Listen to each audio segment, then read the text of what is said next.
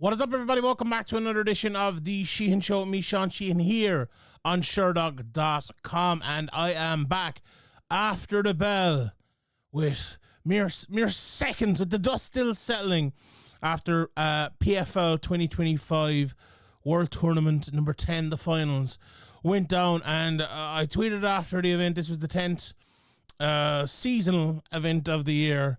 And honestly, there were 10 spectacular events. So this one, I would say, nearly of the finals anyway, this was the least spectacular maybe, but there was still some really good stuff. And in the main event, just whenever a card ends, there could be 10 stinkers before it, but when a card ends the way this ended, it's going to be brilliant anyway. Very similar to last week, actually, in that we had something spectacular that ended it, that didn't save the card. They were both good cards, but just turned the card from London. It's like, okay, not that memorable to a really memorable one in a really memorable year for the PFL. Now, we'll probably have another show in the next couple of weeks talking about that memorable year and going back over it. But for now, let's review this card because it was noteworthy. Obviously, 3 new champions crowned, and in the main event, Fabian Edwards finally I tweeted last week that Hamzat Chimaev was the prince that was promised.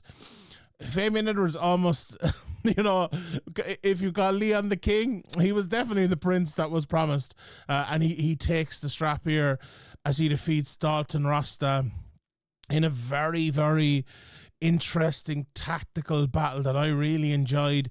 A lot of people had it 2-0 to Rasta after the second round. Now I'll pull up the scores as I go here and see if they've been updated. We're literally, as I said, moments after. But I had it personally 1-1. They actually here now. I'll give it to you live as I pull it up here. So the judges have it. I'm just checking. So the judges had it 1-1, 2-0 Rasta and 2-0 Rasta. So I had it 1-1 myself. But look, it could have gone either way. Let's go through the fight and we'll talk about the repercussions, I suppose, afterwards. So Fabian Edwards started off really well. Leg kicks, jabs, just running it basically early. Dan Hardy called a head kick. I would say in the first 20 seconds, I obviously had to go back and watch it, but I think that early, it was unbelievable. Like, Rasta was just waiting. There was a low blow to Edwards after Rasta kind of let go for the first time when he came in. And then he started throwing his overhand, which actually looked good and, almost connected or maybe barely connected a couple of times. But Fabian was landing all the kind of the bigger shots in, and Rasta was whiffing on a couple. But Rasta got a big body lock takedown with 2 minutes left. Fabian got up quickly to the clinch, but Rasta landed some good shots in the dirty boxing. Didn't got a big slam, but got into guard. Again, Fabian up very, very quickly, and then Rasta was landing a few on the feet. So the takedowns, the slam was good, definitely scores. The takedown didn't earn him too much there, but very 50-50 round. I thought Fabian's shots early were a little bit better and I scored it to him, but reading back that again now, maybe I was wrong. Could very well have been Rasta's round. The second round was definitely Rasta's round. Both were thrown early. Rasta landed a couple of big power shots and got Fabian backing up.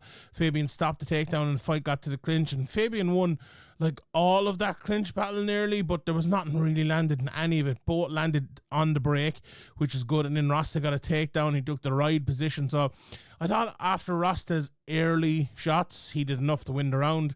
I Fabian didn't really do anything to change it after that for me. So at that point, you could absolutely have a 2-0 Rasta or 1-1 there. You could argue 2-0 Fabian as well, but I don't think he won the second. Fabian came out differently though in the third round. He was pushing the pace, landed a lovely body shot. And he does what I've been calling for Fabian Edwards to do for years. Well, there's a couple of things that we've called for Fabian Edwards to do for years. Let your hands go and let your shots go, which he absolutely did. But he was confident, I thought, in the start of this third round. Now, it only went, 88 seconds or something like that. But he landed a lovely body shot, as I mentioned. Lovely teep to the body.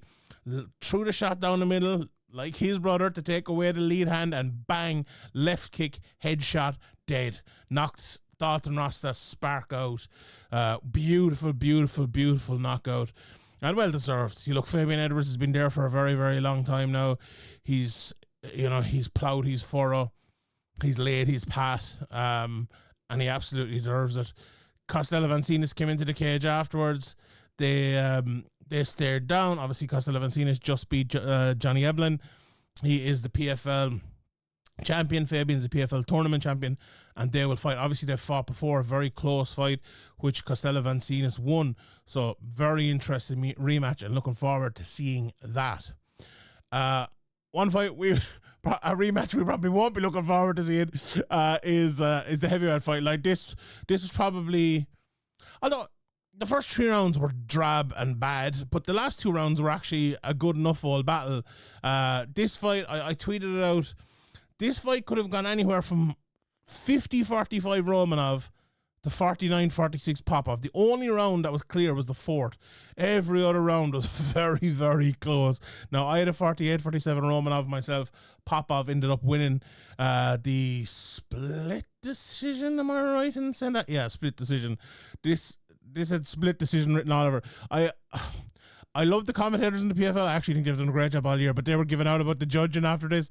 I don't know how you could give out about the judging after this. There was 4 rounds that literally you could toss a coin to pick who won. So if you're giving out about the judging after that, I don't think you have a lot to give out about. But anyway, the first round, the first thing you noticed was Romanov looked very heavy. Like, I don't know if he did that on purpose or was it, injuries and stuff coming into it, but both landed hooks as the fight went into the clinch. The story of this fight was the mid-cage clinch. It happened in every round, all the time, clinch after clinch after clinch after clinch. Oleg was kind of picking him off, with calf kicks in the first round. He kind of chin checked him at one stage as well. He went for a takedown, but it was no good. But a lot of mid-cage clinching, as I said. Popov kind of loose at the end, looking confident. I thought he won that first round. I gave the second round, this was the most drab of all the rounds. I gave it to Romanov. Popov landed a right hand, but it ended up in the clinch. He got a takedown, but Alex got up very, very quickly to the clinch again. Then Romanov landed a few strikes when they broke, and he landed a few knees to the body. Popov landed an outside leg kick. They were definitely adding up, but I thought Romanov just did enough in that one. The third, I've written here, 10-9 Romanov, but who knows? Popov got the clinch against the cage. Very little landing. Romanov, I thought was landing slightly the better stuff. Popov did land a right hand late. That was probably the best shot, but there wasn't much. Like, were the 3 or 4 shots that Romanov landed before that enough to win the round? I gave it to him, but I had a 2-1 Romanov at that stage. If you had a 3-0 Popov, I have no problem with it. The 4th round, though, was a little bit different. Now, Popov came out pushing the pace, but they ended up in the clinch again. Popov was landing shots on the outside, but Romanov answered very well. And then Romanov stunned him with shots up the middle, and he kind of poured under pressure. Looked like he had him hurt, but Popov landed one good one on the break. There was kind of a tired clinch after that, but Romanov definitely winning. Popov came out with a soul and eye at the end of it. So definitely a Romanov 4th round, but the 5th again, lots of clinching. Romanov took a knee to the groin as he did in his last fight, but throwing a bit better round. Popov was landing the better though. Popov spinning back fist and a right hand, I think won him the round. And Romanov landed again those knees in the clinch. Nip and tuck round, but I did think Popov won that one. That's probably the second clearest round, maybe, considering he landed a spinning back fist. But in the end, as I said, Popov won the split decision, and that was that, really. Not a classic, but I saw some people suggesting maybe next year no heavyweights and 125 pounds instead. Like, you could put on some heavyweight showcase fights and stuff. I think that'd be okay, and build them up and maybe have them the year after or something. I think that'd probably be a good idea. But they do like having the heavyweights. Maybe this year was one of those years where, maybe not the most exciting heavyweights came through. I think that's fair to say. Like, if you had, let's say you had Nemkov and Anderson maybe, and Moldavsky, it might have been a little bit better. But Popov could have won it last year, didn't, and came back and win it this year, so you have to credit him. Then we had Shoefest, Antonio Carlos Jr. versus Sullivan Cauley, and what a scrap this was. Over a round and 3 minutes and 44 seconds. So Shoefest dropped him with a right hand after 30 seconds, and before that even, they were hitting each other pretty hard. Cauley got cut over his at the corner of his left eye.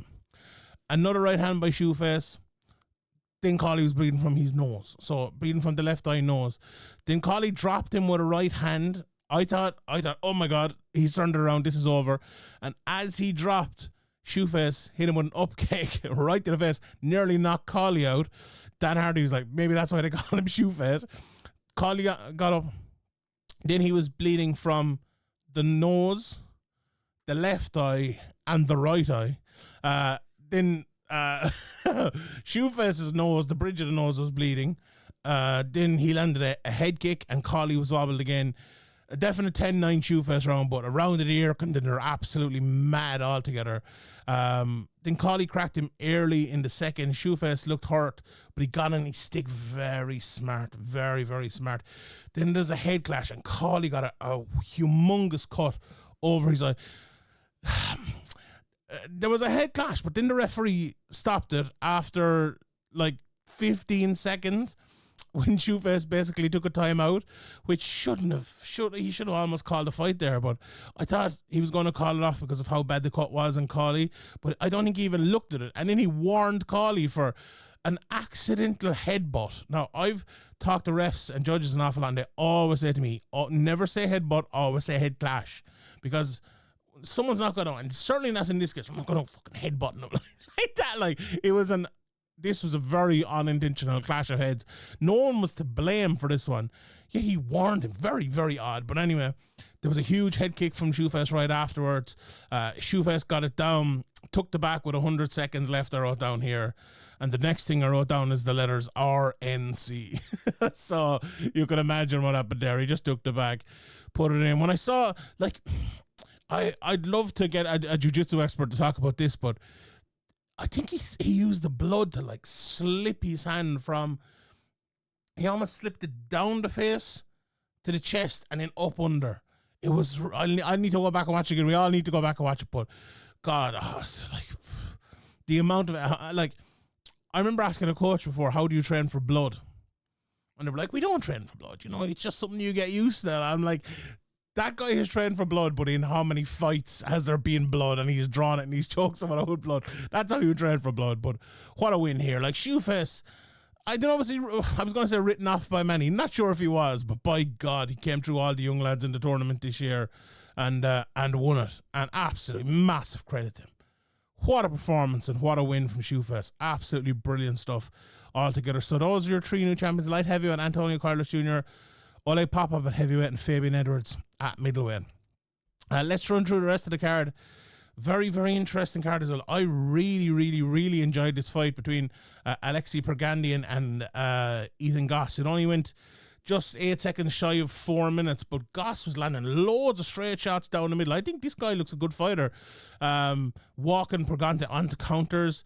Then Alexei caught a kick, landed a flush knee, cut Goss open, and then as the fight was going to the ground, caught him in a darce, tied it up really, really nicely, and ended up getting the tap from Goss. I actually thought Goss was out at one stage, and he was almost about to tap, and he's like, oh, hold on, and then Burgandy just chewed him up with the darce again, and got the finish there. Actually, it was an anaconda. Was it an anaconda? They said I didn't look at it close enough. It says here Bravo choke on Sherdog.com, so I'll believe them. So anaconda, there you go. Then we had, what a great fight this was. Bryce Meredith and Lazaro Darian. If you haven't seen this fight, definitely go back and watch this one. High level stuff. You know, Bryce attacked him when he's striking early. There was mad scrambles. I love the scrambles here in the first round. Bryce got a nice takedown, then Bryce dropped him with a huge elbow. Lazaro was in trouble, but couldn't he wrestle to safety? Bryce won the first round 10-9. Darian was pushing the pace, and it worked in the second round. Bryce was in on a nice takedown, but he didn't really do much. Darian dropped him then at halfway, and he was landing lots of power shots late. I had it 1-1 at that stage, with Darian winning the second, and then Bryce kind of got tired in the third.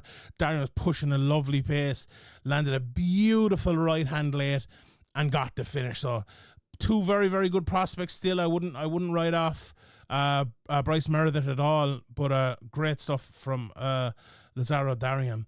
Then we didn't pick Kasanganay versus Andrew Sanchez. This was a very good performance from Sanchez and a poor performance from Kasanganay. I remember talking to Kasanganay before, and he was always on his motorbikes. He looked like a guy who had a motorbike crash or something before this. He wasn't moving right. It was weird, slow start. Dan Hardy even mentioned it. He wasn't moving right. Like, Impa was landing some straight shots and kind of dropped him late. And I thought he won the first, but, you know, close enough up until that late drop. I thought Andrew won the second. He was landing better and he got a takedown. Impa was better in the second half of the round, but to me, he didn't do enough. And Impa looked very slow in the third. Sanchez was out striking him. I think Sanchez was on the way to winning this third round and on the way to winning the fight. He kind of wobbled him. Impa got up, but Sanchez answered back. And I was like, okay, this fight, it's going bad for Impa here. But then Impa landed a right hand down the middle, knocked him down, swarmed him, and got the finish with only 29 seconds left in the fight. A very, very good performance. Viana Magomedov, then not a classic there. Magomedov ended up winning the decision. A lot of wrestling in the first and second. Viana did go for an armbar in the first, but in the second didn't offer up much. He was winning on the feet, was Magomedov. In the third, didn't got a takedown midway. And that was that. Got the win there. Sergio Billastini and Carl Williams was another finish in the second round this time. Lots of technical striking in the first. Billastini was landing strikes to the body. I think that won it for him. It was a bit quicker to the punch. Carl was poked twice in the second. Again, faster to the punch. Carl was trying to wrestle, but then he walked straight onto a lead left hook KO and was pulled out by Sergio Billastini. Probably the most surprising result in this card was Joshua Silveira win the unanimous decision against Murad Ramazanov. Not sure what's gone wrong with Ramazanov. Again, didn't look amazing here.